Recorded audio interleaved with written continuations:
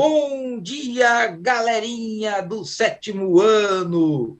Tá frio em São Paulo, mas nós não podemos deixar os nossos objetivos de estudo para hoje.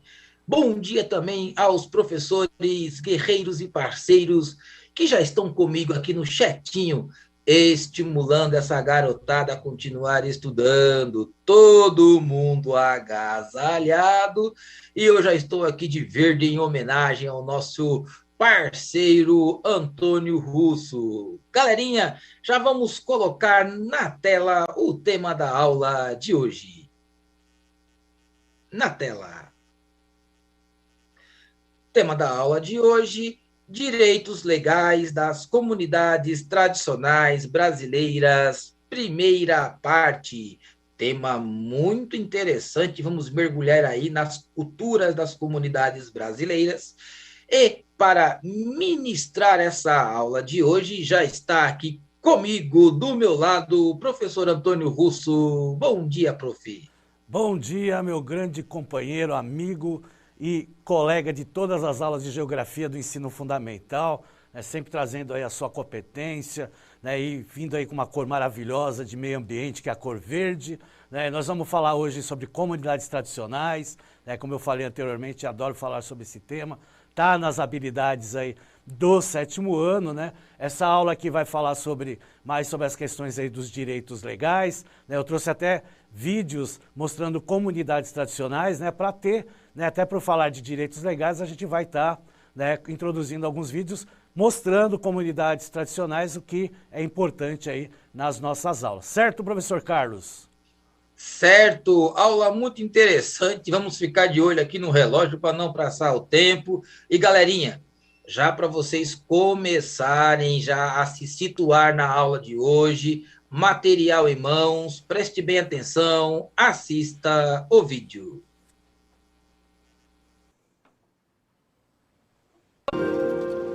A equipe do Repórter Eco viajou ao interior do Maranhão para conhecer um exemplo de comércio justo e solidário a partir do uso sustentável do babaçu, espécie nativa da família das palmeiras. A coleta da castanha e a extração do óleo são fontes de renda de uma comunidade liderada por mulheres. As quebradeiras de coco ficaram famosas pela conquista da lei do babaçu livre, que garante o livre acesso às plantações. Elas ganharam um importante aliado. Uma grande empresa de cosméticos naturais compra o óleo para fabricar produtos para o mercado internacional.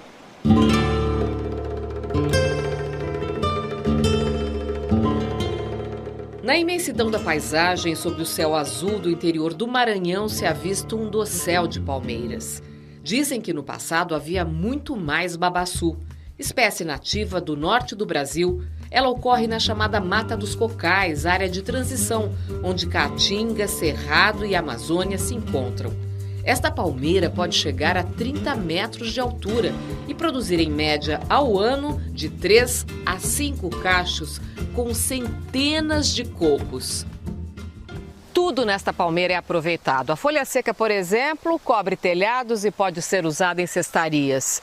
O tronco, aproveitado em construções rústicas. O fruto do babaçu pode conter até 6 castanhas como essa, de onde se retira principalmente o óleo para a indústria cosmética, mas também azeite e leite, que são muito utilizados na culinária local.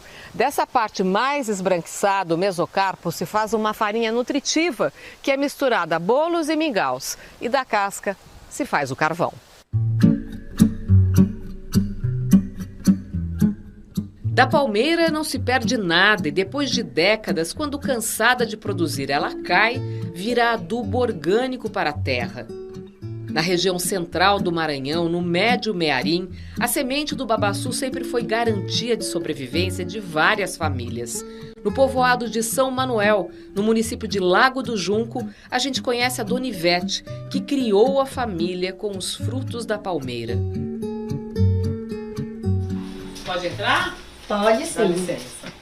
Eu aprendi com meus pais, com minha mãe, que eu nasci e me criei com 7 anos de idade, vendo a minha mãe fazendo essa atividade, aí com isso eu fui aprender também, né, quebrar coco. E a senhora cresceu, se casou, teve filhos? Foi. Aí com 17 anos de idade foi que eu me casei, aí morei 2 anos fora aqui da comunidade. Aí como meu marido era da comunidade aqui em São Manel, aí nós voltamos para cá, né? Quantos filhos a senhora teve?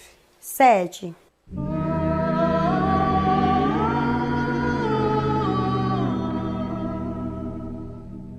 A história desta mulher é também a de tantas outras que se organizaram num movimento social que ganhou força a partir da década de 70. As quebradeiras de coco Babaçu enfrentaram um conflito agrário para garantir o acesso à palmeira, que de uma hora para outra passou a ter dono. Grileiros se apossaram das terras devolutas, áreas públicas que não poderiam ser consideradas patrimônio de ninguém. Dora tem 46 anos e vai para o campo com os pais desde que era criança. Hoje, ela é uma das lideranças entre as quebradeiras e se lembra muito bem da época difícil, quando os babaçuais foram cercados e as famílias proibidas de coletar o coco. Foi alguém chegando e se achando como dono, foi cercando e às vezes foi até mesmo adquirindo documentação, outras não, mas foi cercando e ali ele se sentia como dono. E depois que ele se sentia como dono, teve uma etapa que a gente não podia mais entrar. E não entrava porque ele não deixava, ele tinha um vaqueiro e aí esse vaqueiro ele passava os direitos para esse vaqueiro juntar todo o babaçu e se alguém fosse quebrar era a meia. E aí a questão da necessidade foi que fez a gente lutar por esse babaçu livre, pelas áreas conquistadas que hoje a gente tem e foi assim. As pastagens começaram a competir com as palmeiras. Os frutos do babaçu são muito apreciados por grandes roedores, que também se encarregam de semear a espécie.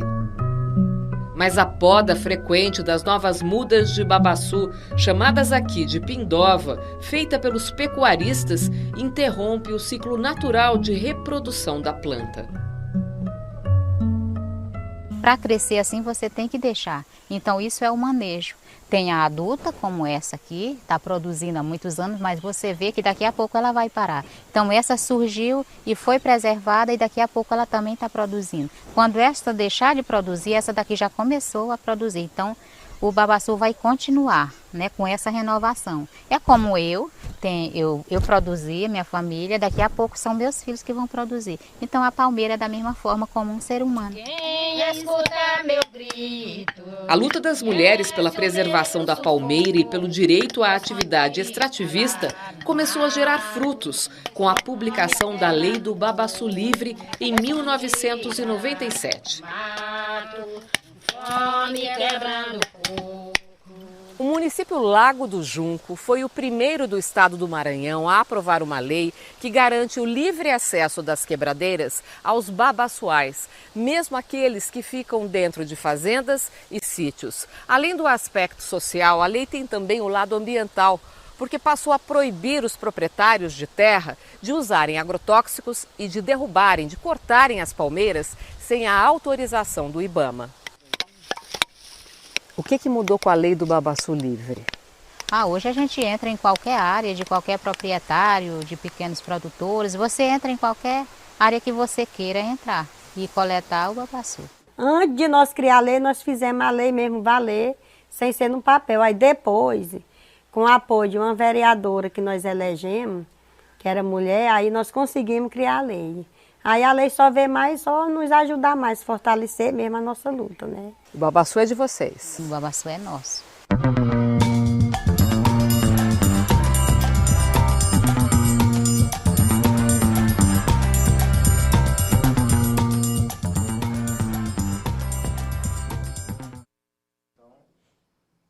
Aí que legal. Então, quando a gente fala sobre a questão aí do vídeo, quebradeiras de coco do babaçu, então a gente está falando de direitos legais. Então nada melhor do que a própria comunidade, né, que vive nessas questões aí dos seus direitos, né, em viver em paz, de ser produtivo da maneira que eles desejam, principalmente na sua própria terra de origem, melhor passar aí um vídeo mostrando, né, a realidade desse povo aí que é maravilhoso, tá certo? Mas Por falar assim na questão de direitos, eu vou passar algumas legislações, né, no intervalo desses vídeos que nós estaremos passando aí para vocês. Então vamos lá para a próxima tela.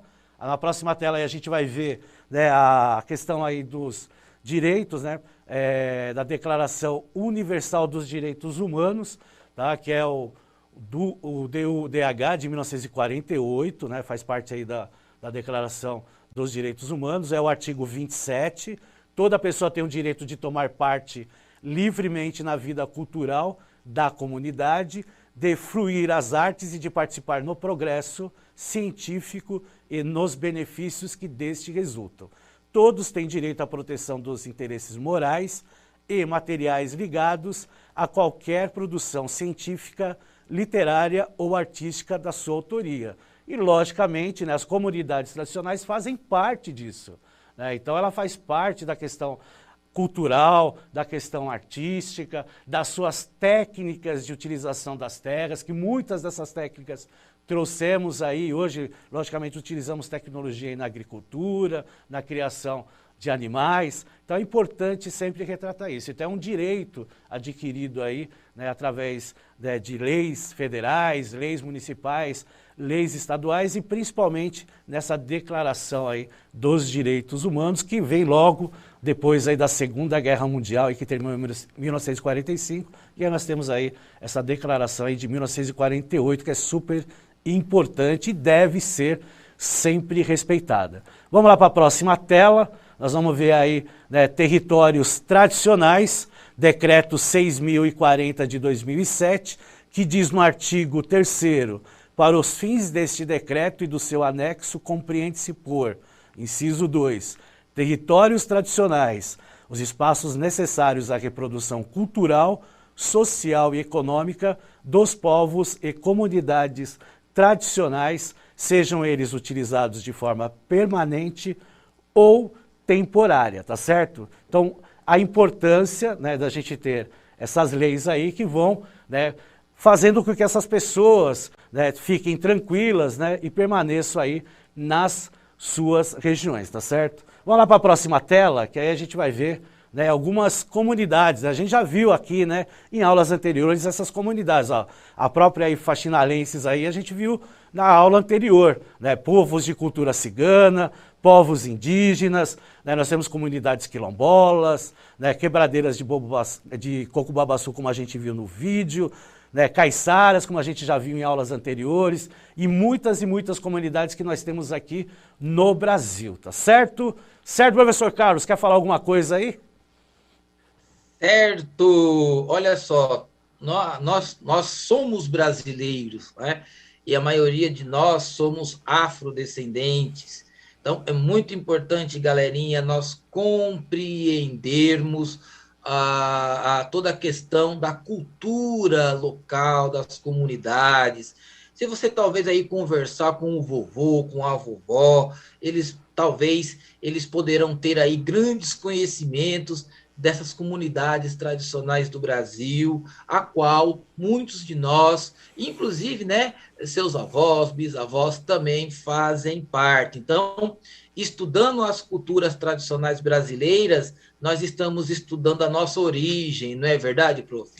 É verdade. Então, né, a gente está estudando em várias aulas, né, vendo essa questão aí das comunidades tradicionais, né, e a importância, né, de passar aí, né, de geração para geração para dar essa continuidade aí para essas comunidades. Vamos a uma atividade aí, Carlão? Atividade, vamos ver, galerinha, se vocês estão prestando atenção, é hora de dedinhos no teclado, atividade na tela.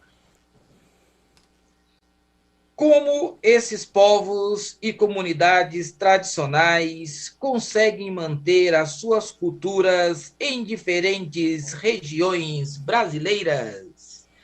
Dedinho no teclado, 1 minuto, já voltamos, participe!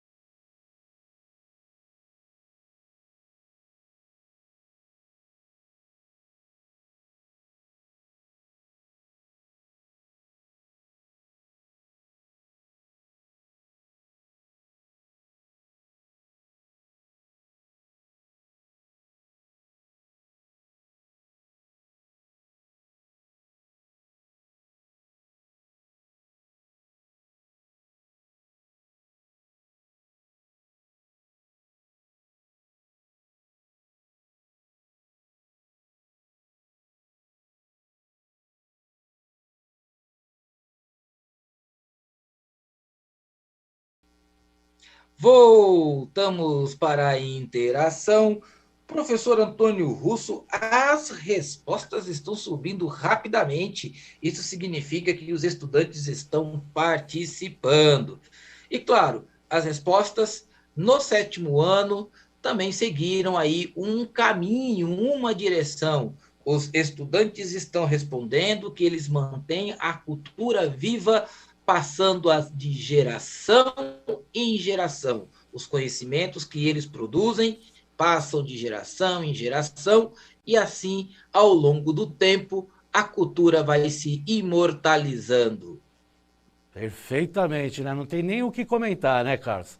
Tá perfeito as respostas aí dos alunos aí do chat, né? Passa de geração para geração e principalmente respeitar, né, as culturas, né, e esses povos aí permanecerem sempre nos seus locais para eles, né, estarem crescendo, né, se multiplicando e, logicamente, transferindo essas informações para nós.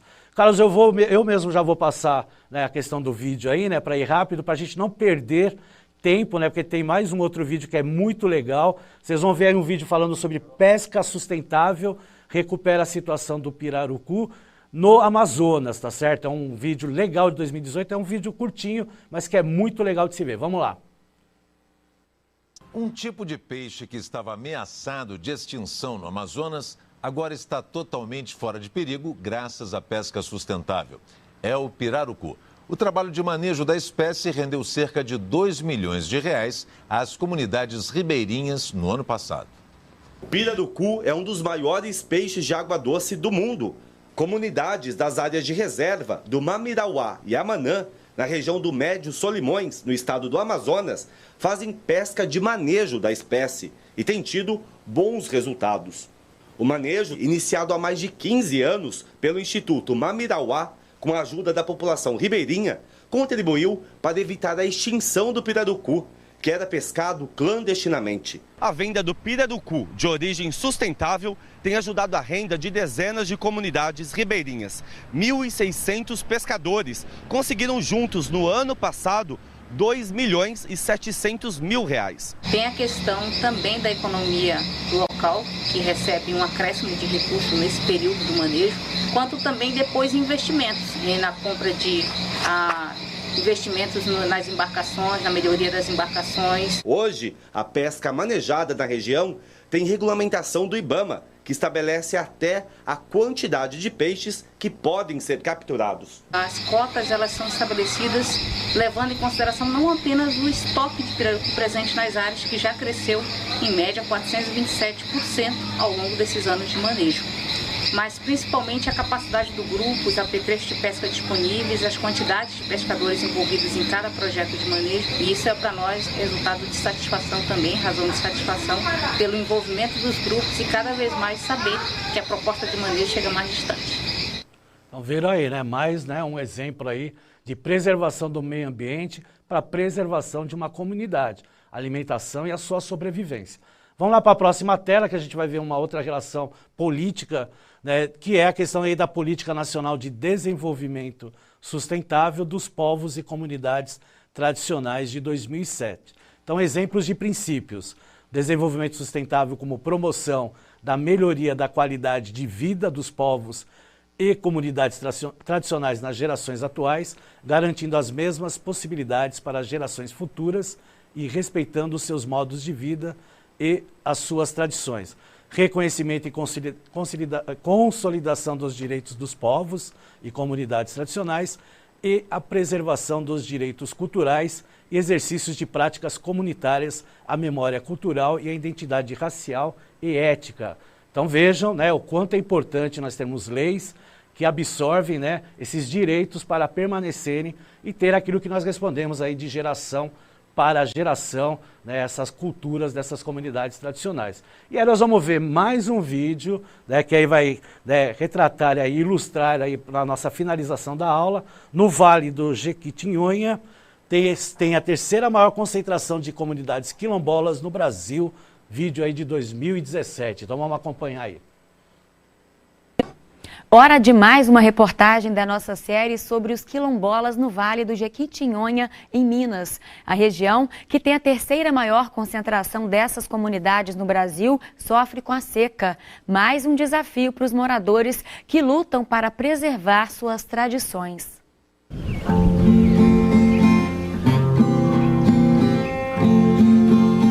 Ó meu povo aqui presente, pra vocês eu quero cantar. Cantando eu peço licença de um assunto falar. Tinha bastante mina, hoje já não tem mina. O rio, que é o capim-vari aqui, corria bastante peixe à vontade. Hoje não tem nada, nem na vari, só tá nos poços. Né? Só tá nos poços. É assim mesmo em algum lugar. A gente tem as caixas d'água, tem os poços artesianos, só que falta muita água, porque a gente não consegue produzir, justo porque a água é muito limitada.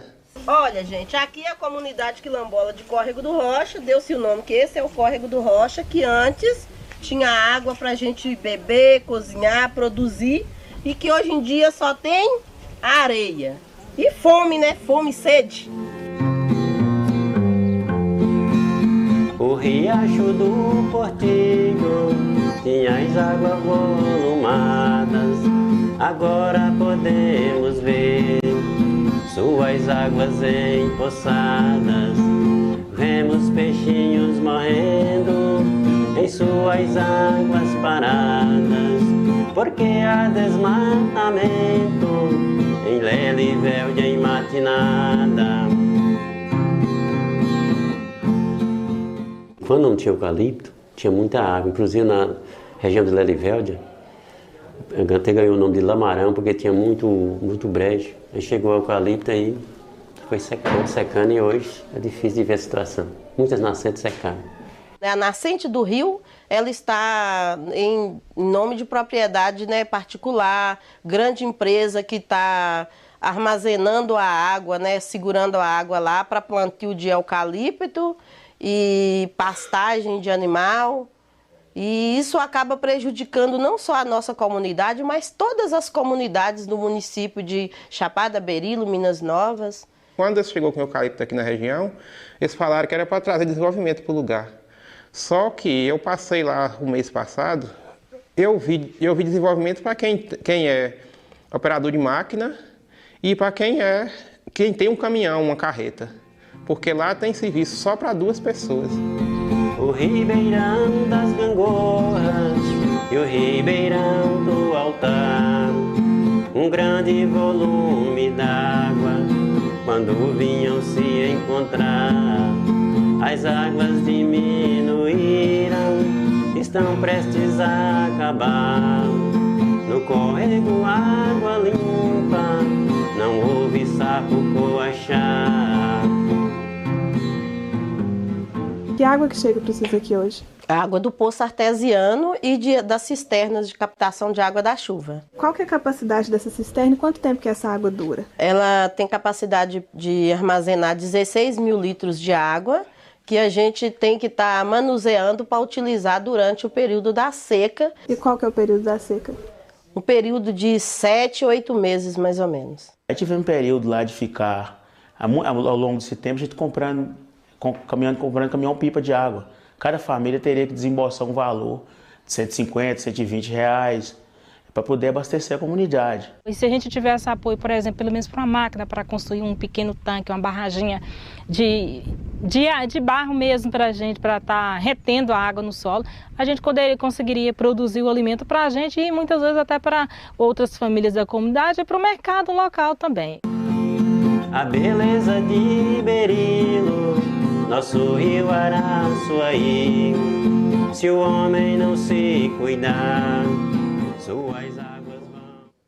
Aí que interessante, né? Interferência do, entre aspas, desenvolvimento do ser humano fez o que, né, constatou-se aí na natureza aí, né, dessa comunidade quilombola, né? Então a gente viu através dos vídeos como vivem aí algumas comunidades tradicionais do Brasil. Certo, pessoal? Vou passar para o Carlos para ele se despedir aí dos queridos alunos e professores que tanto admiram, né, Carlos? Então dá uma despedida que depois eu me despeço aqui. Galerinha, olha só, é uma alegria estar com vocês essa manhã e né, fazer parte dessa aula, mas também é uma tristeza. Olha só o que os homens fazem com a natureza em nome do progresso. Então, é lamentável, né? Essas pessoas são doutores, né? Esses que estão aí trabalhando na terra, escrevendo essas poesias, defendendo a natureza. E olha, você que mora no sítio, né? Em vários lugares aí de São Paulo, ou lá no Nordeste, onde nossas aulas também estão chegando, valorize a terra, valorize o alimento que sai da terra, valorize o meio ambiente e valorize a cultura local da sua cidade. Galerinha, abraços e até a próxima aula. Tchau, tchau, pessoal. Não esqueçam de avaliar a aula. Um abraço a todos e obrigado pela participação.